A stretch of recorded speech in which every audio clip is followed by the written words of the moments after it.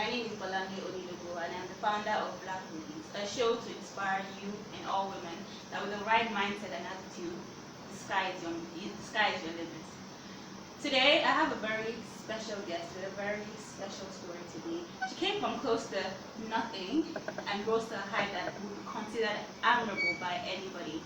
At age 3, she didn't grow up with her father, but at age 3, she had to leave her parents and stay with her aunt. And her aunt sacrificed so many things for her to have an education. But even at that, there was only so much the aunt could do. But with the hard work she put into life, she was lucky enough to get money and funds to go through her last school.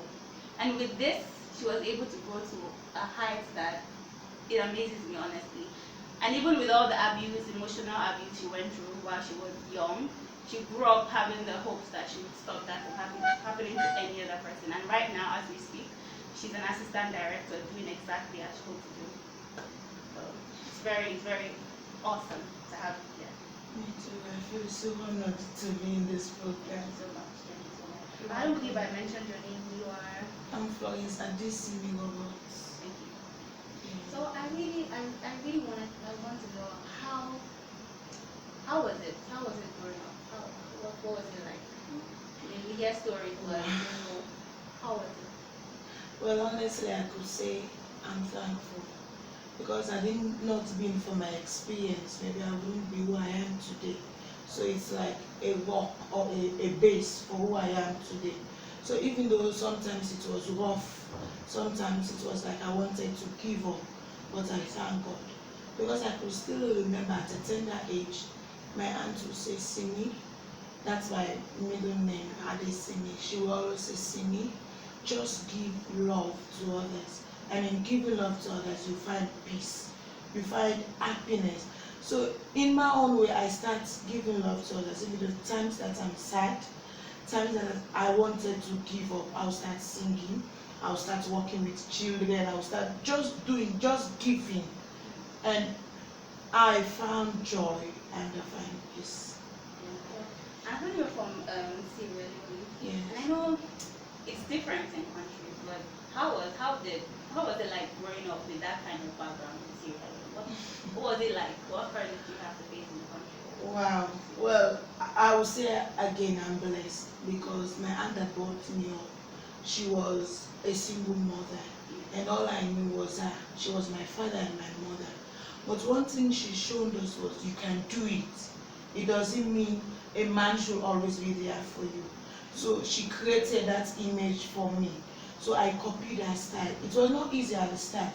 But one thing she told me, you're a queen, you're a royalty, you can do it. So at any time when I have difficulties, I have to do more. It's like I do extra, more than what others are doing.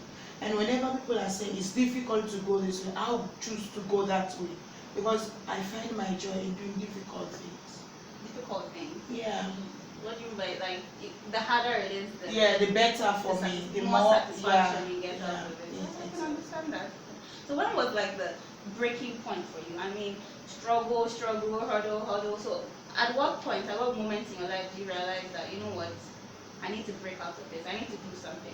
You said you had gone through a series of abuses. Yeah. So at what point did you know that it's time to stop being the victim and start fighting back? When did that happen? Okay. When I got my second job, I started working at a safe home that deals with girls that have experienced violence. I was a social worker for the first year. So doing my work, it was like I saw myself in the girls. And the part that caught my mind was, what can you do to stop this from happening? So it was, I read a lot. I searched, I read so many stories, what people did to come out of their situation. Then I started practicing with my girl. So it was like me seeing myself in the girls, and when things got better, this is how I want to be. It's like I'm putting myself in them. You can be, you will be better. So that helped me a lot because in Don Bosco, it was like I was that kind of shy person because of some of the abuse I went through. I couldn't speak. I can write well. I would just give others to present, but when it comes to me, I would just shy. So I had the assistant coordinator she always pushed me, Florence, you can do this. So it got to a point where whenever they want to do interviews, they'll say, Florence, go and do the interview. I was like, can I do this? So like I said, you can do it. I started going to television. We have different discussions, and I started having so much confidence in myself that I can do it. And the point that got me where I am today is that so many people look up to me. So it's like you don't need to break here because somebody is there that wants to do more, and he or she is looking up to you. So that's what kept me going. Was there like, I know working with people that have gone through everything is hard, but then working with them when you had gone through it yourself, was there ever a time you felt impossible? Like, how do I? This is something I dealt with, but now somebody else is dealing with it. How do I, move the emotion and Yeah, there are tell them times. how to get out of it when it wasn't even easy for you? There are times it got difficult along the way. I wish I could remember when you see these guys, they look up to you. Auntie Flo, that's how they call me, Auntie Florence, things like that. And there are times I got so emotional when they've abused them. I got so emotional that instead of me going through the procedures, I just want things to happen now. And at that time, I got some challenges anyways. I got some challenges because I just want justice to prevail. They call the perpetrator justice served. The officer go to jail. But it's not going to work like that. It's just like a process. So with time, I got to realize that you have to do it bit by bit. It doesn't come a day. It's a process. Someone difficult to do, honestly. Yes. We definitely need to stop curb the menace. So I applaud the work you do. So what exactly is it that you do? What's the safe room about? Is it strictly to abuse girl, verbal abuse, rape? What's that? Well, for currently, I'm no longer working in the home. Oh, I am working out another NGO.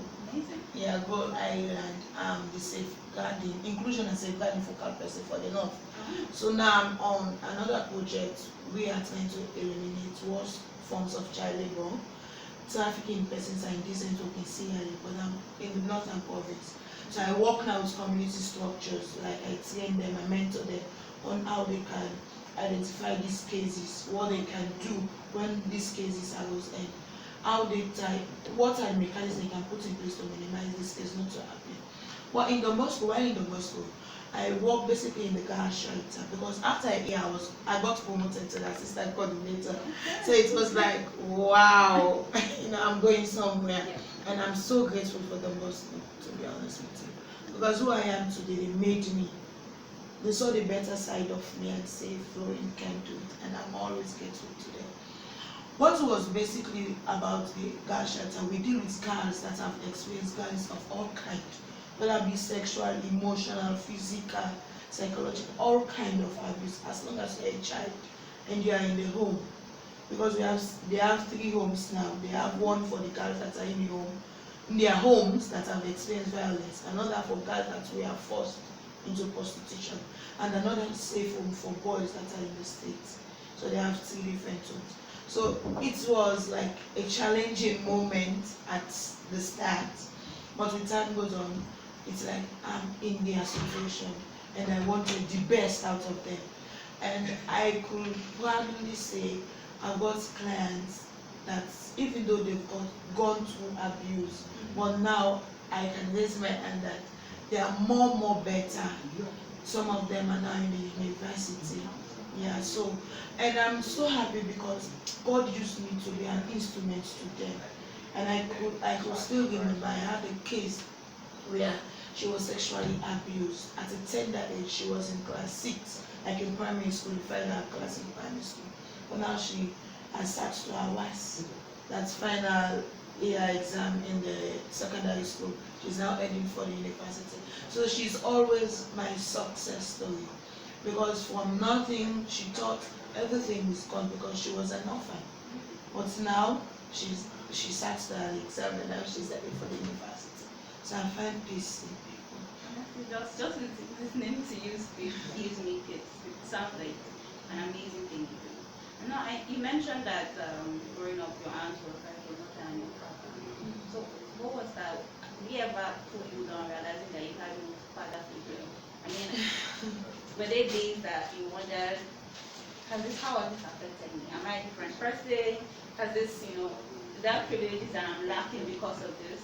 So how is not having a father, affected you? Well, honestly, we all know African society. At times, exactly, people look, where is your father? Things like that. I can remember, I think I was in class 6 when one of my friends asked about my father, unknowing that she had had rumors about my story, something like that. So I was kind of wanted to know why is it that she was asking me about my father. So I got back home and my aunt told me what you say. See me in a look at that. What do you want one they give you? Where you feel say like papa not working do that? It means is it that you are lacking anything that I'm not giving to you? It doesn't mean there should be a father. If he's around, it's fine, but he's not. So this is the situation. So you need to cope. So it reached a point in my life when I got to the university. They asked for a birth certificate. Then I got to know my father. At the university, I was around 17, 18, and I get to know him. And I was like, is he alive? Is he here?